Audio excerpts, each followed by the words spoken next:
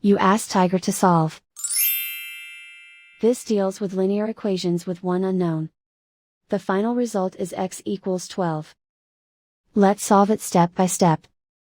Group all x terms on the left side of the equation. Subtract 8x from both sides. Group like terms. Simplify the arithmetic.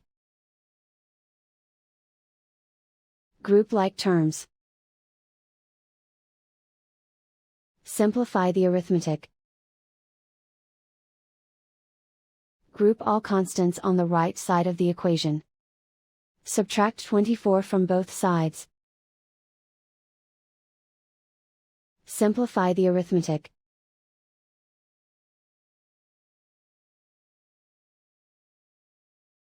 Convert the x into a positive number.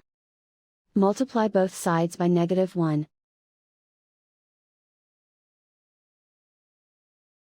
Remove the ones.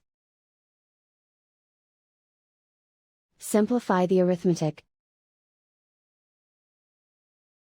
And so the final result is x equals 12.